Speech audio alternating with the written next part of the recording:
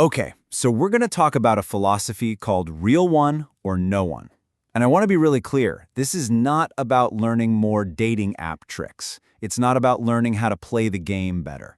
This is about ending that exhausting cycle of settling for less and truly changing the way you look for love. This quote, this right here, is the whole game. The problem for most of us, it's not that there's a shortage of people to date. It's that our own filter is broken. The goal isn't just to find somebody. It's to get incredibly good at spotting and walking away from anyone who just isn't right for you. It's such a frustrating question, right?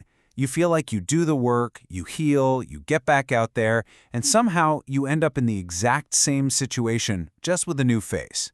Why does this happen? Well, as we're about to see, it almost always comes down to the strategy, or really the lack of one, that we bring to dating. So let's start by really diagnosing the problem here, the dating trap. We're going to pinpoint exactly why so many of us end up feeling just drained, bitter, and totally stuck in these loops that lead absolutely nowhere. Let's just start with some tough love, okay? You're not single because you can't find someone. You're single because you've been giving your time, your energy, and your hope to people who were never, ever going to be the real one. The key isn't to get more dates, it's to have fewer, much, much better ones. This right here is where we all get trapped. We mistake that initial charm for real character. We confuse that intense, butterflies in your stomach chemistry for actual long-term compatibility. And worst of all, we mistake the crazy highs and lows of drama for genuine, sustainable passion. Getting these three things mixed up is a fast track to burnout. And all of this leads to the biggest mistake of all, dating reactively. It's like you're on a boat with no rudder, just hoping the current pushes you somewhere nice. You invest in someone's potential, hoping they'll finally change, instead of looking at who they are right here, right now. The only way to fix this is to start dating with clear intention. And we have to understand the stakes. Every single time you settle for less, you're not just having a bad date or a bad relationship, you are compromising the very future you say you want. It's like a quiet, slow-motion death of your own happiness. So if the problem is that we're bad at filtering, how do we get better at it?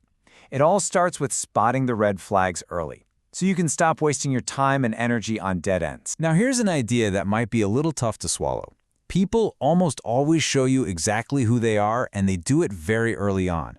You know those little gut feelings you get, the inconsistencies, the things that just make you go, that isn't noise, that's data.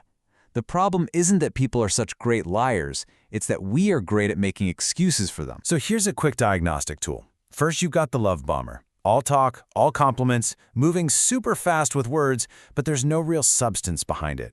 Then there's the chaos creator. Their life is just a trail of drama, and they have all these crazy ex stories where somehow they were never the problem. Watch out for the taker, who constantly wants more from you, but gives you the absolute bare minimum.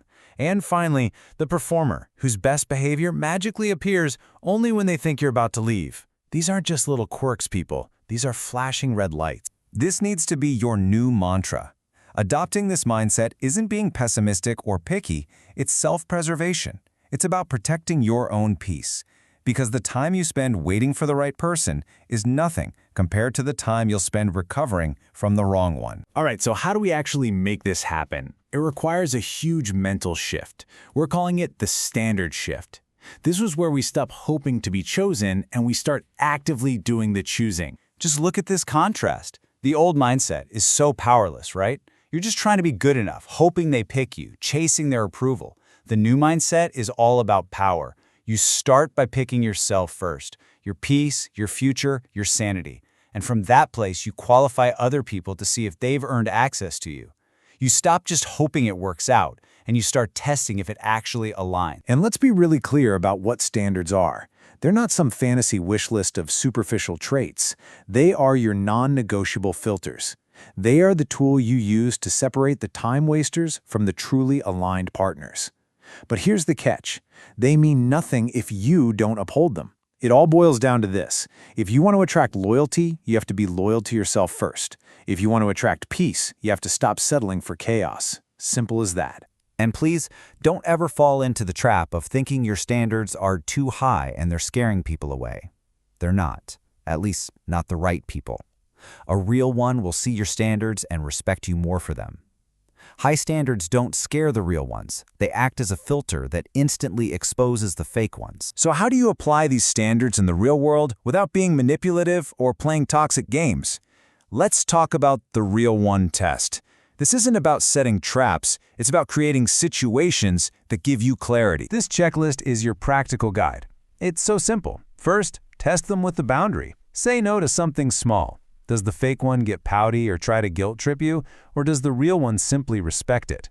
Next, stop trying so hard. Just be still. Does the fake one get bored and fade out, or does the real one lean in and pursue a genuine connection? See what happens when a little bit of tension comes up. Do they create a huge conflict or just avoid it, or do they handle it with a mature conversation? And finally, the most important one, just watch their patterns. Are their actions and words all over the place, or are they consistent over time? The answers will tell you everything you need to know. Think about it like this. Your deep commitment, your emotional intimacy, your future plans, those are relationship-level benefits. You have to stop giving those away for free to people who are still in the interview phase. Real intimacy is earned, not just given away to anyone who shows up. Okay, so this all leads to the one big unifying idea, real one or no one. This is the point where you take everything we've talked about and turn it into a personal commitment to stop playing small in your own life. And it really comes down to this simple, powerful rule. If they don't meet your standards, if they don't align with your values, if they fail these simple tests, the answer is a firm, quiet, and completely unapologetic no. Access denied. And what exactly are you protecting here? Well, only your most valuable, non-renewable assets. Your time, which you can never get back, your energy, which you need for your own life and purpose, your body, which deserves nothing but respect, and your future, which you are working so hard to build. These are not things you just hand out lightly. Now, it's really critical to understand why we sometimes feel drawn to chaos. Often, it's not because we actually like it, but because it feels familiar. This is what's called trauma bonding. It's when you mistake the intense, up and down feeling of a chaotic dynamic for real love and passion. Just being able to see this pattern in yourself is the first giant step to breaking it for good. Ultimately, this is the real choice in front of you. It's never just about one date or one person.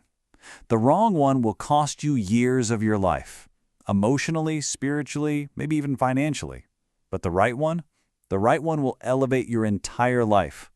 Those are the real stakes. You know, becoming ready for the real one isn't about reaching some level of perfection. It's a decision. It happens in the exact moment you decide you are done settling, you are done chasing potential, and you are done entertaining anything that is not the real thing. That's the moment you clear the space for what you actually deserve. So the only question left to ask is, are you ready to make that choice?